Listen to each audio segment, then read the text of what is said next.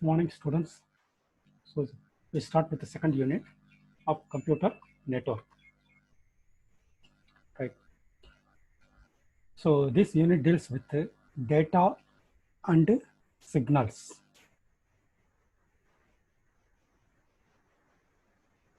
So one of the major function of the physical layer is to move the data in the form of electromagnetic signals across the transmission medium.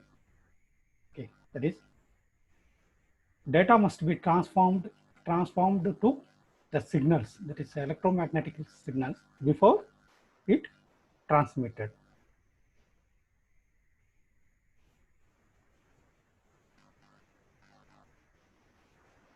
So we cannot transmit the data as it's. So we have to convert the data into signals. So electromagnetic signals, and then it is transmitted. That is done by the physical layer. Then analog and digital data. So there are two kinds of data. One is a analog data and another one is a digital data. So the analog data are continuous.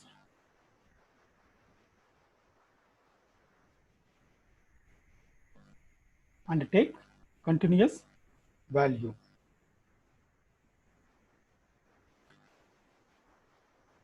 Whereas the digital data have discrete state, that is the jumping state, and it takes discrete values. For example, you take the analog clock that has hour, minute, and seconds, which gives information in continuous form. So on the other hand, you take the digital clock that reports the hour and the minutes will change suddenly. For example, 8 o'clock, 5 minutes, 3 seconds. Then immediately it jumps 4 seconds, 5 seconds, 6 seconds. So this is the discrete, whereas the analog is a continuous one. Analog data such as a sound of human voice take on continuous value. So when someone speaks, an analog wave is created in the air. This can be captured by a microphone and converted to analog signal or digital signals. So the human voice is a continuous one, so which can be captured by a microphone and converted to the signals, analog or digital signals.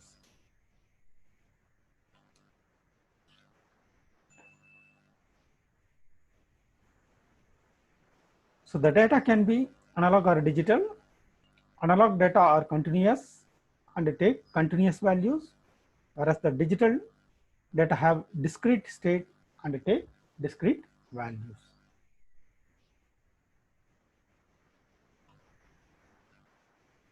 Then what is analog and digital signals?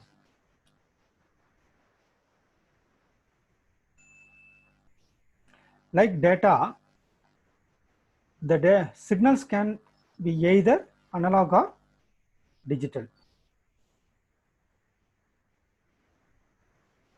And analog signals has infinitely many level of intensity over a period of time.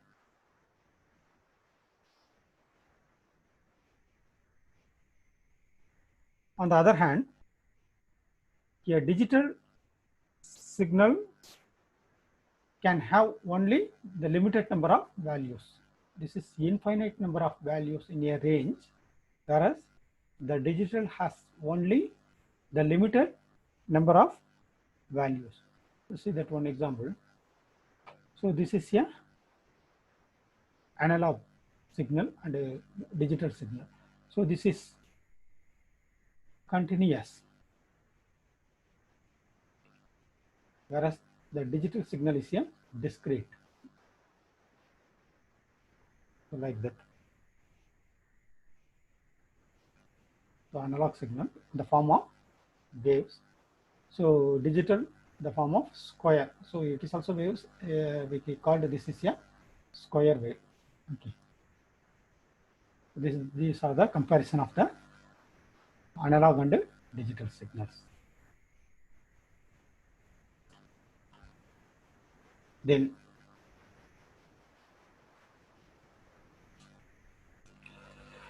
both analog and digital signals can take one of the two form. One is a periodic and another one is a non-periodic. A periodic signal completes a pattern within a measurable time frame called a period. So it completes the pattern within a measurable time frame, so within a period, and repeats that pattern over subsequent identical periods. The complete of one full pattern is called a cycle. For example, up to this is one cycle, then another cycle, and this is another cycle. Okay. Then a non-periodic signal changes without habiting the pattern or cycle that repeats over the time. Okay, that is the difference between the periodic and non-periodic. Both analog and digital signals can be periodic or non-periodic. So both are analog and digital are periodic or non-periodic. In data communication, we commonly use the periodic analog signal and non-periodic digital signals.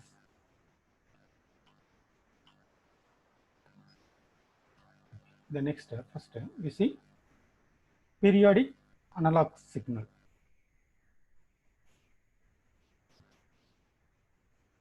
So a periodic analog signal can be classified as simple or composite. It may be a simple or it may be a composite.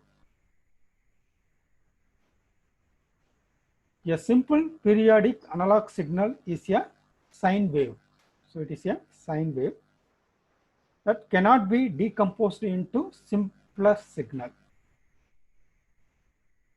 Whereas a composite periodic analog signal is composed of multiple sine waves. Here, this is the sine wave. This is the sine wave.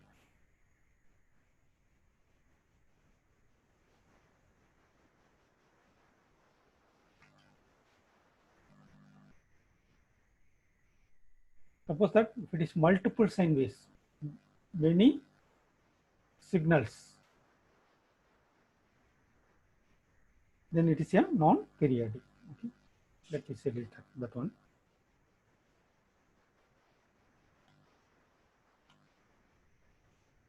Okay, let us discuss what is the peak amplitude.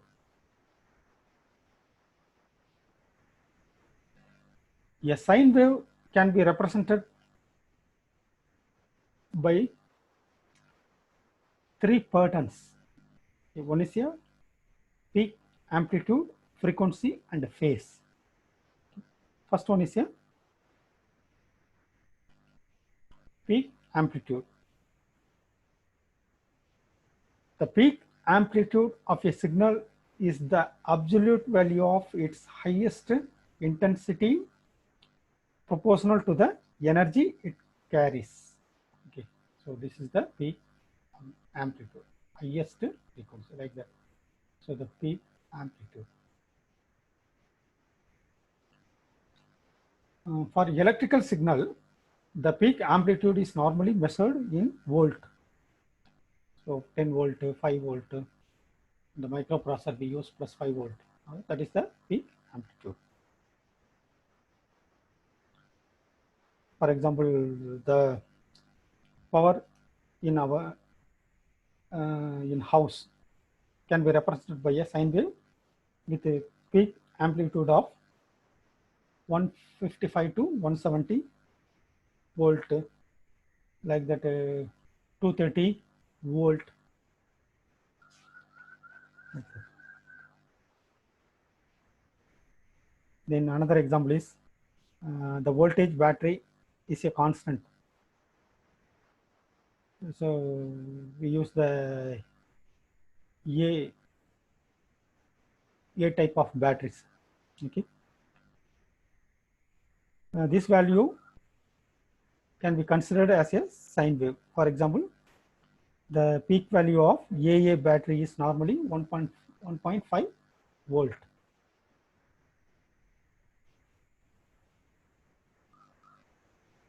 So here we see two sine waves. That is a signal with the highest peak amplitude and a signal with the lowest peak amplitude.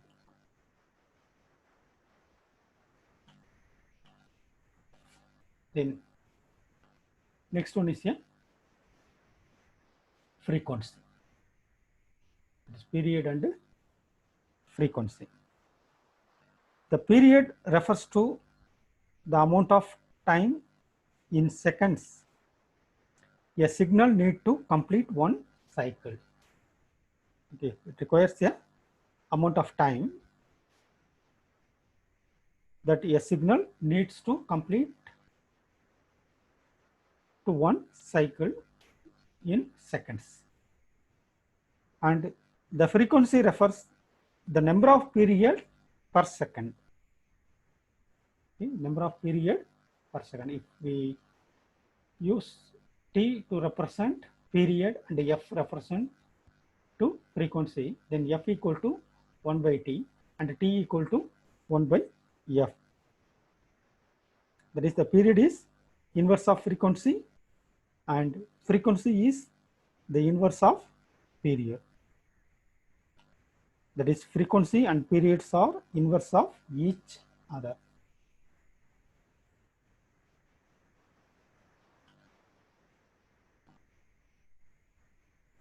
Okay, here is one example. Two signals with the same amplitude and phase but different frequencies. Okay, here a signal with a frequency of 12 hertz.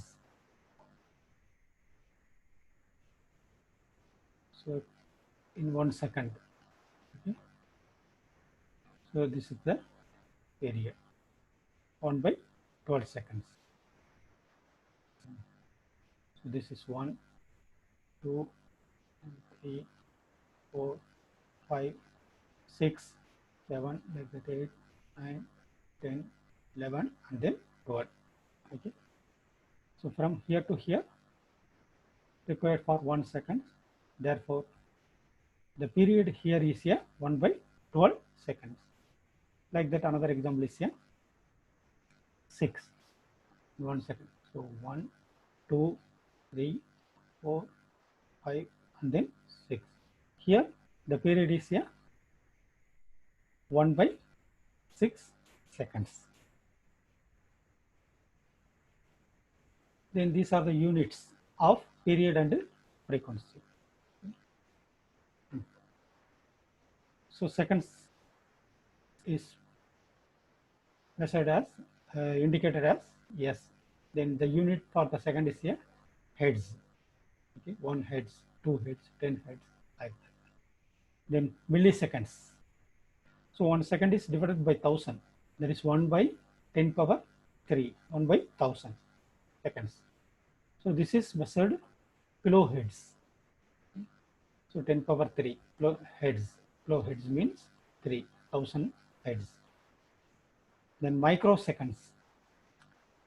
Micro means 1 by 10 power 6. Okay. This is measured in megahertz. So 10 power 6 hertz. Okay. Then nanoseconds. 1 by 10 power 9. So this is measured gigahertz. So 10 power 9 hertz. Then picoseconds, 10 power 12. So it is measured in terahertz. So tera means 10 power 12 hertz.